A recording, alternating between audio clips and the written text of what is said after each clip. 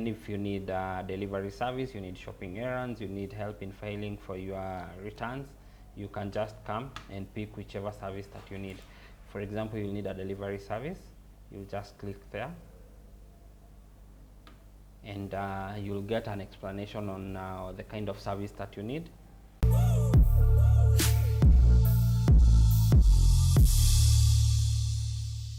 My name is George Gichuhi, the CEO of Errands Guy e-Platform Limited, but in short we call our company Errands Guy.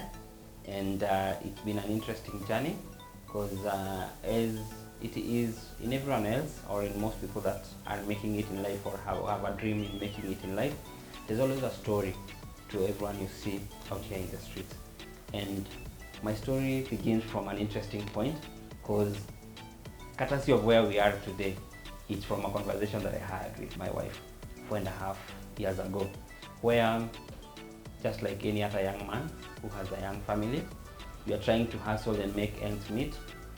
And at that time I was selling insurance, and I tell you it was not easy, because I was selling insurance products, and these insurance products are the long-term products. Like you're selling somebody life insurance. You can imagine me selling you life insurance, telling you, hey, you need to insure your life.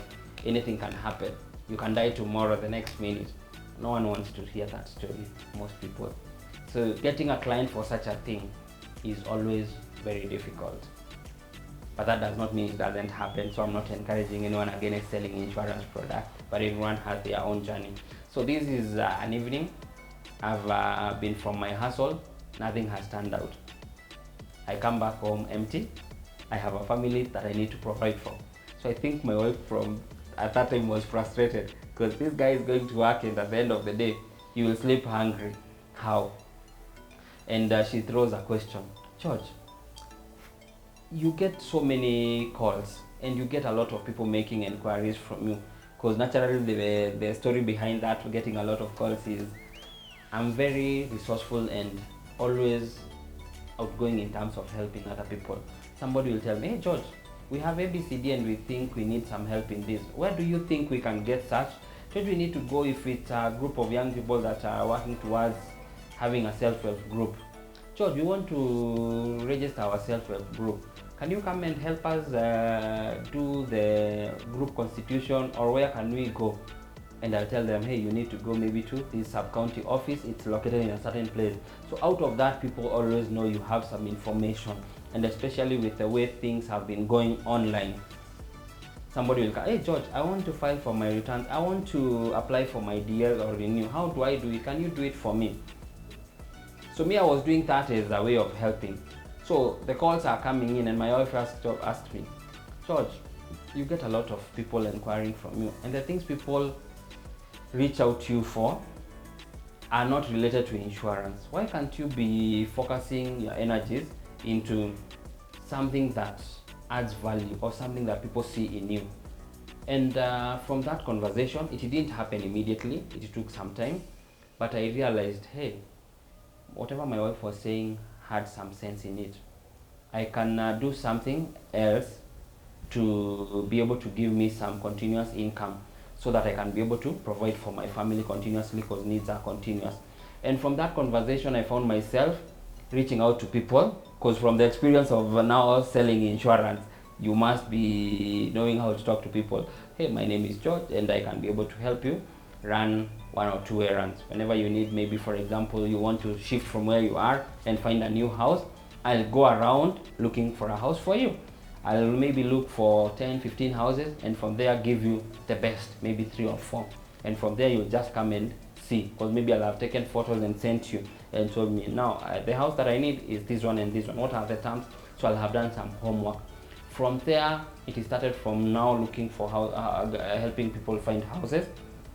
It grew to, George, I need you to, because somebody gives you a small work, the next time they'll give you another task, another errand. George, I need you to help me go pay for bills in electricity house, or I want you to go and help me pay bills for my water bills, among other utility bills. Or I just need you to help me distribute these flyers. Like at that time, there were people who were offering computer colleges. So somebody from our church will tell me, hey George, I have some flyers I need distributed. You can do that.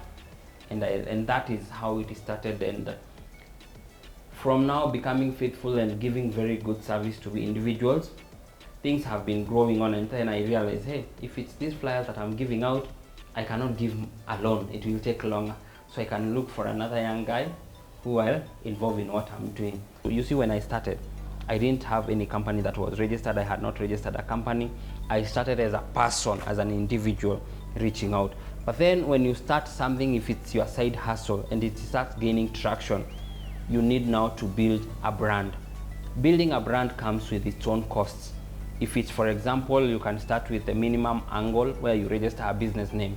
There's some registration fee that is involved in that. If it's about movement, you'll need basic transport. So depending on what you're starting, it will dictate the kind of cost. Going and starting your own hustle, it takes a step of faith. And I always say, never be afraid to take that step of faith. Because in the first place, for me, I had nothing to lose. Because in the first place, what I'm doing is not earning me, is not providing solutions that I need. So I had to take the risk. And were it not in trying, today, more than 17 people who are working for us on a full-time basis will not be having a job. A lot of people that we are helping in diaspora, in other places, in ensuring that their businesses are running, they wouldn't be getting my services and our services. Were it not for me taking that bold step, despite the fear, I wouldn't be talking today to you to encourage somebody else that even without that capital, that you can still start something. Because sometimes we are afraid that I don't have capital, I didn't have anything. All I had back then was just me, myself. But then along the line, things have continually taken shape. I really have no regrets. I'm very passionate because in what I do, I find a lot of fulfillment. I mentioned earlier on that it is in my nature of wanting to help. So even in running errands for people, I find myself helping people come up with solutions with ways they can become more productive despite the constraints that they are facing. So for me, I have no regrets at all. And even in my house, my kids know that Dad runs errands for people. So for me, it's something that I'm very proud of. And something else that makes me even more prouder of what I've been able to achieve, as much as I have so much that I want to achieve, is that simple vision that I have of running errands for people and helping people is helping other young people put a meal on the table, provide for their families, scale up their career, scale up their skills, and grow in terms of what they are doing. And also participate. When other people are paying taxes, we are paying taxes. In the beginning, I wouldn't have thought that I would at some point have my own office somewhere, have people that I've employed, or even thought that I would be involved in things that are out there to impact other people, not just for making money. So for me, I have no regrets, and I will encourage somebody, if you have something that you feel you have to offer this world, don't be afraid to start. And you will never have anything perfect when you want to start. If you want to have something perfect, or if you plan and plan and plan and plan and prepare until you have perfect plan, then you are late to start. No one usually has a perfect plan of what they are planning. Somebody has an idea, but the idea takes shape. Because what you are thinking and what is the reality in the market may sometimes be different, but it's the market. It is in reaching out and serving one client, serving another second client, and serving the third one. That experience helps you improve, package yourself better, and also see what you lack, how you can get it. Like for me, I didn't have technology skills. And with the way things are growing, I've had to reach out to my co-founder, who is a very good person in technology matters, such that we can complement, because you'll never be good in everything. There's that something that you're good in that you use it to attract the things that you don't have. I usually tell anyone that cares to listen to me that my hustle is in getting other people's errands done. My hustle is in helping other people and businesses ensure that they are running efficiently, that they are continually productive, they are increasing their efficiency and productivity through the services and the help that we offer to individuals, to SMEs, to startups, to larger corporates in doing a number of errands. May it be related to banking, may it be related to delivery, may it be related to last mile logistics, data entry. We've got a variety that we offer. When just anyone comes to our platform, errandsguy.com, you'll realize that our hustle counts, and our hustle can impact your life as a person, as an individual, and in your business, and as a country. And lastly, even as we look forward to impacting our continent, Africa.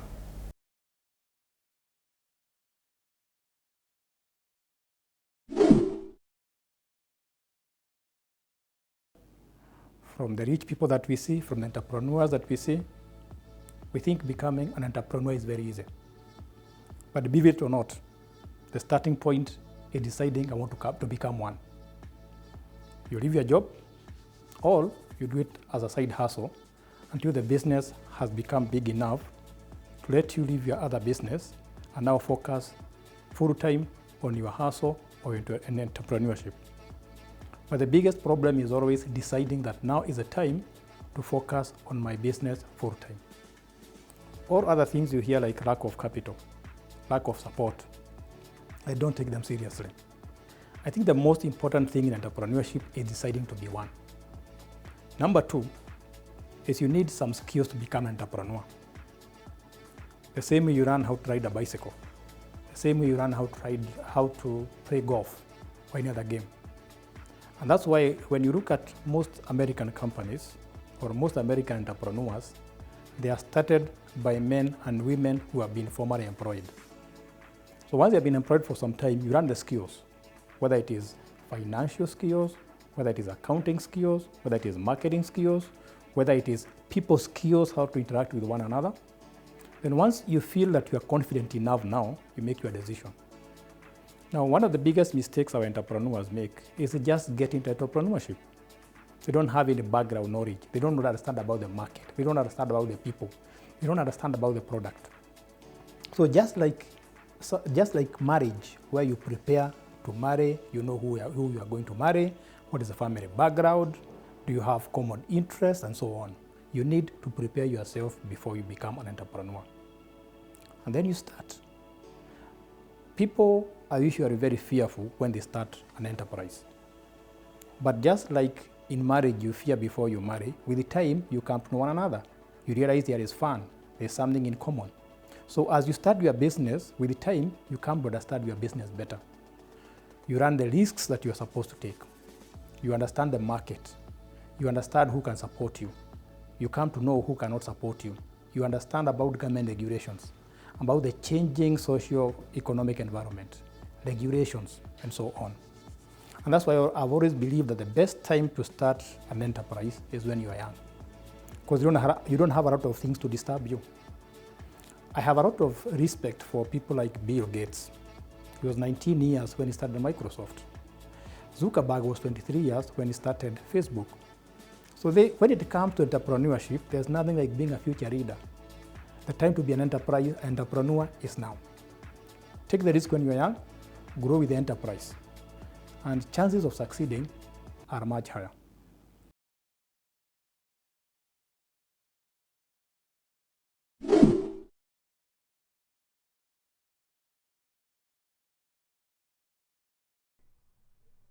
Did you know you can make a fortune of social media? Check this out. Just how many followers do you have on social media? If your answer is thousands, then you ought to be earning just as much. Social media is one of the best examples of digital marketing, where marketers can earn as much as 30K a month through branding endorsements and promotions.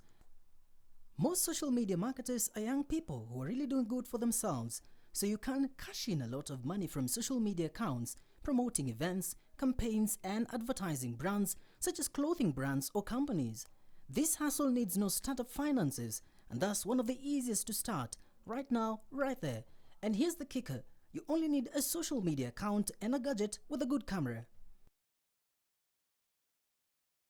Hi, my name is Mercy Mweni David. I'm a student, a university student, and I'm a businesswoman, let's say that.